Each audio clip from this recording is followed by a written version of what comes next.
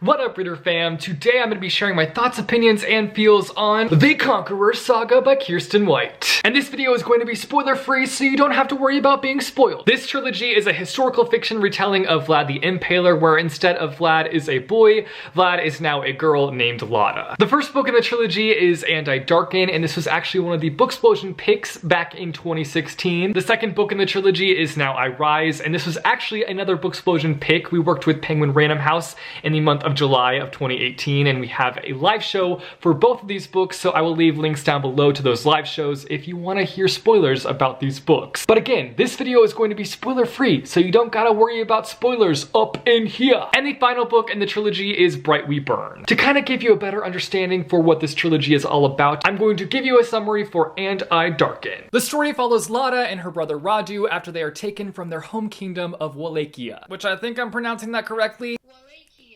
Wallachia.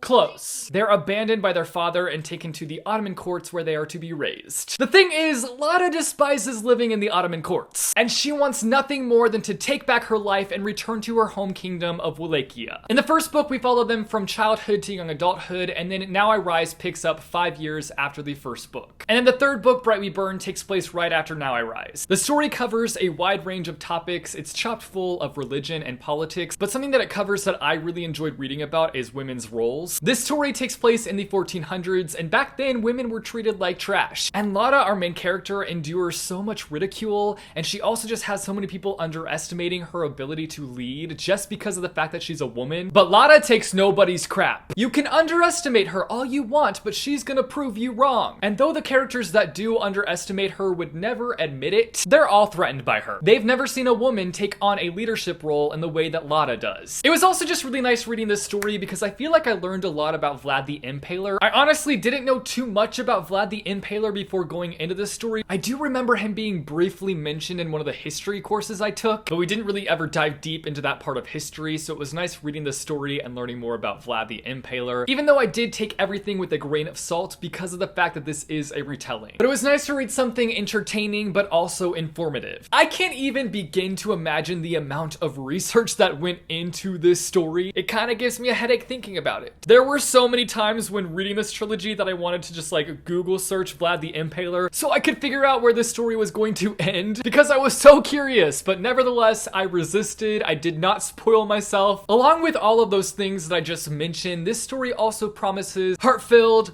heart-wrenching, and heartbreaking moments throughout the story. Like, the shock factor is popping up in this story. Lots of jaw drops took place while reading this trilogy. Something that I think will throw people off from reading this story is the fact that it's so slow-paced. This is not your average YA book that feels like it just drank an energy drink and it's bouncing off the walls with its plot. It really takes its time to move the story along, and I'll admit, I struggled with this at first. When I was reading the first book, I was like, ugh, this is so slow. Can we get a move on? We move in at a snail pace here. But the more that I read on, the more that I began to appreciate the pacing. It was kind of a breath of fresh air. So I think if you're someone that doesn't like books that are paced like that, this might not be the trilogy for you. But what might help is going into these books knowing that factor. Knowing that's what you're going to get with this story. One little critique that I have of Kiersten White's writing with this trilogy is mostly focused on the first book, actually, And I Darken. Sometimes I felt like she opted for showing things that were happening. She would just tell us that things happened, and I felt like they were things that should have been shown and should have been explored a little bit more. Specifically, an example that I have is the character Lada, whom I love. I grew to really love Lada throughout this whole trilogy, but in the first book, she's kind of sold as this really brutal character. And sure, I do feel like in the first book, there were a few scenes that showcased her being a little bit brutal, but ultimately, after reading book 1, I was like, where's this brutal main character that I was sold on? Where's she at? But trust me, she shows up in book 2, and she is in cutthroat mode. So maybe the first book was kind of used as a way to propel Lada into that position of being a character that you don't want to mess with. I'm always pretty nervous when I get to the final book in a trilogy, just because I feel like I've been burned and burned time and time again because the last book never lives up to my expectations. So going into Bright We Burn, I was like, will it wrap things up well? Will it leave things open-ended? Will it be tragic? Ultimately, it was a chaotic conclusion, but it was satisfying. I am very very happy with the ending of this trilogy. As a whole, I really loved Kiersten White's writing style. It was a mixture of beautiful and detailed. I wouldn't say the writing style was like overly flowery, but it definitely had some poetic moments that I appreciated. I really want to talk about the characters because I feel like this trilogy really establishes the characters in a way that I've never seen be done before, and it worked really well. I would love to see more YA series kind of do the same thing that Kiersten did with this. Like I said at the beginning, in the first book, we see these characters from wee little ones to young adulthood, and because of this, we develop an understanding for who these characters are because we follow them from being babies to being young adults. We see their lives. We fully understand why they are the way that they are. We see the environment they're raised in. We see the things that they go through, and we really just get a feel for who they are. So going into the sequel, the characters have been set in stone. While they do continue to grow and go through different things, we have an understanding for their reactions, how they handle different things, and the author didn't have to do much explaining on why the characters ended up the way that they did, because we see all of that throughout the first book. And let me tell you, the characters are fantastic. The reason I'm drawn to them so much is because they're all so complicated. Each character is in the wrong about something, or they make stupid decisions. They're not perfect, they make mistakes, and that's exactly why I love them. These characters are flawed. I still found myself hoping for the best with different characters and cheering them on even if I didn't agree with what they were doing. Along with them already being very complex characters, we also have all these